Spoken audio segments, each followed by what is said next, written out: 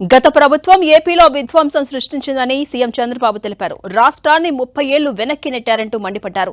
పాలకులుగా కాదు ప్రజా సేవకులుగా పనిచేస్తున్నామని తెలిపారు సీఎం చంద్రబాబు. ప్రజలకు మార్పు కనిపించేలా పాలన చేస్తున్నామని చెప్పారు.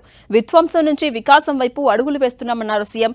కూటమి ఐక్యత, కేంద్ర సహకారంతో ఏపీకి ఊపిరి పోస్తామని తెలిపారు సీఎం చంద్రబాబు.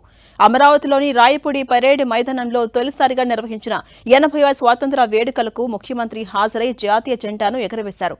తెలుగు నేల కూడా స్వాతంత్ర సమరంలో తనదైన ముద్ర వేసిందన్నారు సీఎం చంద్రబాబు. 80వ స్వాతంత్ర దినోత్సవ వేళ ఏపీ ప్రజలతో పాటు ప్రపంచవ్యాప్తంగా ఉన్న తెలుగు వారందరికీ ముఖ్యమంత్రి చంద్రబాబు హృదయపూర్వక శుభాకాంక్షలు తెలిపారు. ఇక ఎందరో మహనీయుల త్యాగాలు, పోరాటాల ఫలితమే మన స్వాతంత్ర్యమని తెలిపారు సీఎం. వారి త్యాగాలకు నిజమైన నివాళి అంటే దేశ భవిష్యత్తుకు మరింత గొప్పగా నిర్మించడమే అని తెలిపారు. దేశం నాకు ఏం చేసిందని కాదు, దేశానికి నేను ఏం చేయగలనని అందరూ ఆలోచించాలని కోరారు సీఎం చంద్రబాబు. 2047 నాటికి వికసిత భారత్, స్వర్ణాంధ్ర సాకారం చేయాలన్న సమున్నత లక్ష్యంతో ప్రతి ఒక్కరూ భాగస్వాములు కావాలని సీఎం చంద్రబాబు పిలుపునిచ్చారు. 2019 పరిస్థితులు పూర్తిగా మారిపోయినాయి. 2019లో వచ్చిన పాలకులు 5 ఏళ్ల పాటు రాష్ట్రాన్ని విధ్వంసం చేశారు, వ్యవస్థలు నిర్వీర్యం చేశారు. ఆ 5 ఏళ్లు చీకటి రోజులు చూశాం. గత పాలకుల అహంకారం, అసమర్థత, అవినీతి, అరాచకంతో రాష్ట్రం 30 ఏళ్లు ఎరికబడింది. ఆర్థికంగా రాష్ట్రానికి కోలుకోలేని దెబ్బ తగిలింది.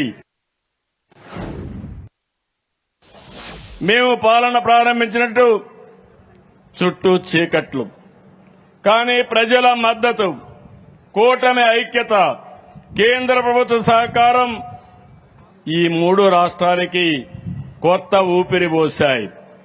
Polavaram, Amaravati, Visakhapatnam steel plant, Visakhapatnam railway zone, అంతర్జాతీయ పెట్టుబడులు, ఇలా అన్నింటిలో కేంద్రం సహకారం అందిస్తుంది. 2014-19 మధ్య రాష్ట్ర అభివృద్ది రేటు 13.5% ఉంటే 19-24 మధ్య 10.3% పడిపోయింది. అన్ని వ్యవస్థలు తిరిగి గాడిలో పెట్టడంతో నేడు వృద్ధి రేటు 11.3% పెరిగింది. గత ప్రభుత్వం వదిలి వెళ్లినటువంటి 9,74,000 కోట్ల అప్పులు, బకాయిలు రాష్ట్రానికి గుదిబండగా మారాయి.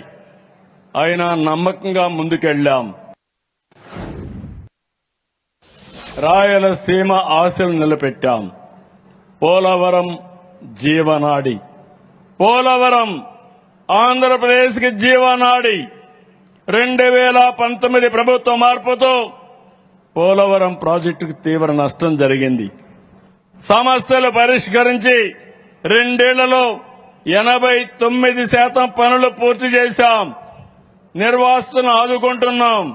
వచ్చే ఏడాది మార్చి నాటికి అన్ని పనులు పూర్తి చేస్తాం. పుష్కరాల కంటే ముందు పోలవరాన్ని జాతికి అంకితం చేస్తామని ఈ పవిత్రమైన సమయంలో మీ అందరికీ విజ్ఞప్తి చేస్తున్నాను. ప్రజలకు పాలన దగ్గరగా ఉండాలి. అందుకే మార్కాపురం, పోలవరం జిల్లాలను కొత్తగా ఏర్పాటు చేశాం. అన్నమయ్య జిల్లాకు మదనపల్లిని కేంద్రంగా మార్చాం. మీ తాత, తండ్రి నుంచి వారసత్వంగా వచ్చిన భూమిపై మీ హక్కులు కాపాడతాం. భూ సమస్యలకు శాశ్వత పరిష్కారం చూపుతున్నాం. దీనికోసం రెవెన్యూలో సంస్కరణ తీసుకొచ్చాం.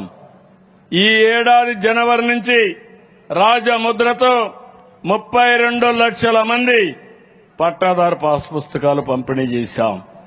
వచ్చే మార్చికి మిగిలిన 9,365 గ్రామాల్లో రీసర్వే పూర్తి చేసి 68 లక్షల మందికి పాస్ పుస్తకాలు పంపిణీ చేస్తాం. రెవెన్యూ సంస్కరణలతో 1000 ఎకరాల భూమిని 22A నుంచి తొలగించాం. ఎన్నో దశాబ్దాలుగా 60-70 సంవత్సరాలుగా ఉన్నటువంటి భూ సమస్యకి శాశ్వత పరిష్కారం చూపాం.